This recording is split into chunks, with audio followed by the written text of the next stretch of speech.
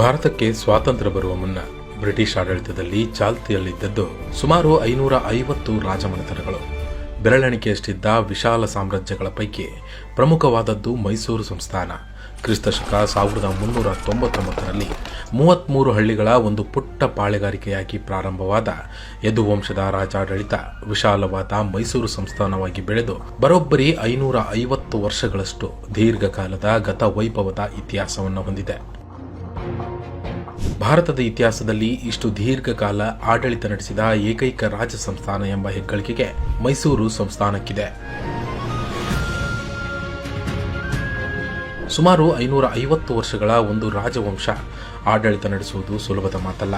ಆದರೂ ಶತ್ರುಗಳೊಂದಿಗೆ ಹೋರಾಡುತ್ತಾ ಮೈಸೂರು ರಾಜ್ಯವನ್ನ ಕಟ್ಟಿ ಬೆಳೆಸಿದ್ದಲ್ಲದೆ ಸಮೃದ್ಧ ನಾಡನ್ನಾಗಿ ಮಾಡಿದ್ದು ರಾಜರ ಆಡಳಿತ ವೈಖರಿಯನ್ನ ತೋರಿಸುತ್ತದೆ. ಮೈಸೂರು ಸಂಸ್ಥಾನದ ಈ 550 ವರ್ಷಗಳಲ್ಲಿ ಸುಮಾರು 25 ಮಹಾರಾಜರು ಆಡಳಿತ ನಡೆಸಿದ್ದಾರೆ. 1399ರಲ್ಲಿ ಆರಂಭವಾದ ಮೈಸೂರು ಸಂಸ್ಥಾನಕ್ಕೆ ಯದುರಾಯರನ್ನ ಯದುವಂಶದ ಸಂಸ್ಥಾಪಕರೆಂದು ಹೇಳಲಾಗುತ್ತದೆ. ಉತ್ತರದ ದ್ವಾರಕಾಪಟ್ಟಣದ ರಾಜದೇವನ ಮಗನೇ ಈ ಯದುರಾಯ. ಯದುರಾಯರು ತನ್ನ ಸಹೋದರ ಕೃಷ್ಣರಾಯರೊಂದಿಗೆ ಸ್ವಾಮಿ ಚೆಲುವನಾರಾಯಣ ಸ್ವಾಮಿ ದರ್ಶನ ಮಾಡುವ ಸಲುವಾಗಿ ಮೇಲುಕೋಟೆಗೆ ಬರುತ್ತಾರೆ. ಅಲ್ಲಿಂದ ಹಿಂತಿರುಗಿ ಕಾವೇರಿ ನದಿ ದಾಟಿ ಮೈಸೂರನ್ನು ಸೇರುತ್ತಾರೆ ಎಂಬ ಇತಿಹಾಸವಿದೆ.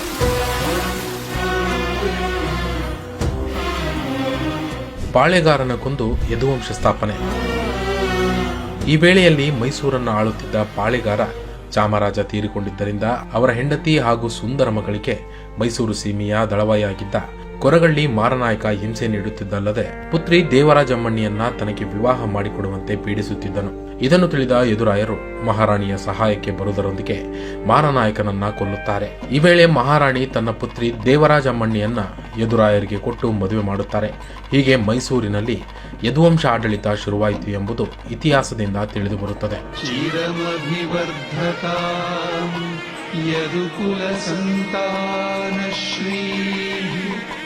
ದಸರಾ ಆಚರಣೆ ಆರಂಭ.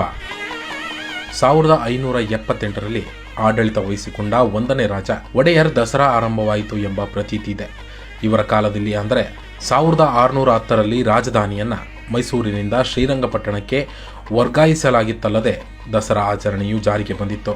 1617ರಿಂದ 1637ರವರೆಗೆ 6ನೇ ಚಾಮರಾಜ ಒಡೆಯರ್ ಆಡಳಿತ ನಡೆಸಿದರು. ಅವರ ಕಾಲದಲ್ಲಿ ಮೈಸೂರು ರಾಜ್ಯ ಇನ್ನಷ್ಟು ವಿಸ್ತಾರಗೊಂಡಿತ್ತು. 1637ರಲ್ಲಿ ಪಟ್ಟಕ್ಕೆ ಬಂದ ಇಮ್ಮಡಿ ರಾಜ ಒಡೆಯರ್ ವೀರರಾಗಿದ್ದಲ್ಲದೆ ಒಂದೇ ವರ್ಷದಲ್ಲಿ ಮರೆಮಲೆಗಂಡ, ಸಂಗೀತಲೋಲ, ವೀರಶೂರ, ಸಾಹಿತ್ಯ, ರತ್ನಾಕರ, ಅಭಯ ಪ್ರತಾಪಾದೀಶ್ವರ ಮುಂತಾದ ಬಿರುದು ಪಡೆದುಕೊಂಡರು. 1638ರಿಂದ 1659ರವರೆಗೂ ರಣಧೀರಕಂಠೀರವ ನರಸರಾಜ ಒಡೆಯರ್ ಆಡಳಿತ ನಡೆಸಿದರು.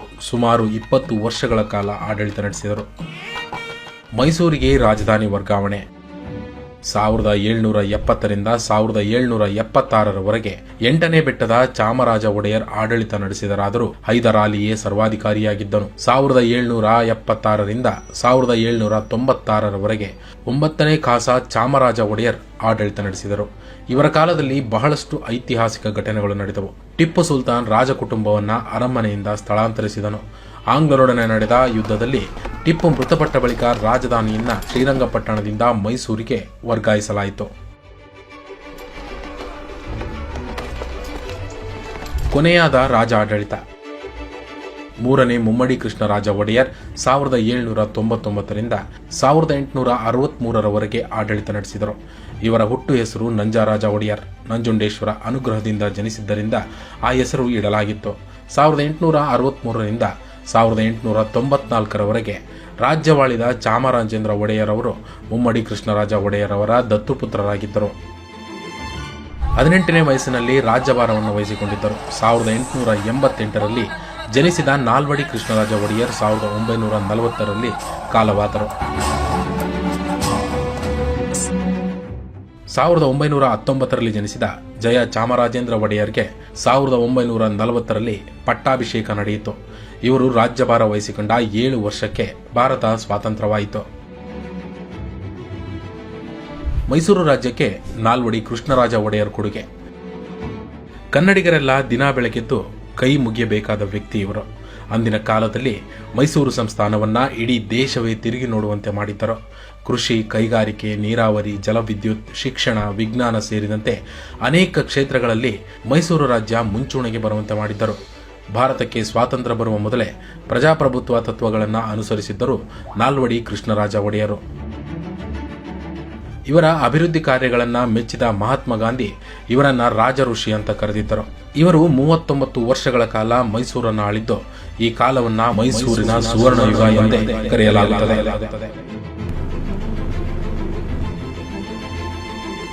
ಸ್ವಾತಂತ್ರ್ಯ ನಂತರ ಮೈಸೂರು ರಾಜವಂಶ ಮುಂದುವರೆದಿದ್ದು ಜಯಚಾಮರಾಜೇಂದ್ರ ಅವರ ಪುತ್ರರಾಗಿ 1953ರಲ್ಲಿ ಜನಿಸಿದ ಶ್ರೀಕಂಠದತ್ತ ನರಸಿಂಹರಾಜ ಒಡೆಯರವರು 2013ರಲ್ಲಿ ನಿಧನರಾದರು. ಆನಂತರ ರಾಜಮಾತೆ ಪ್ರಮೋದಾದೇವಿ ಅವರು ಯದುವೀರ ಕೃಷ್ಣದತ್ತ ಚಾಮರಾಜ ಒಡೆಯರವರನ್ನ ದತ್ತುಪುತ್ರರಾಗಿ ಸ್ವೀಕರಿಸಿದ್ದಾರೆ. ಇದೀಗ ಯದುವೀರ ಮತ್ತು ತೃಷಿಕಾ ಕುಮಾರಿ ದಂಪತಿ 2017ರಲ್ಲಿ ಪುತ್ರ ಆದ್ಯವೀರ ನರಸಿಂಹರಾಜರಿಗೆ ಜನ್ಮ ನೀಡಿದ್ದಾರೆ.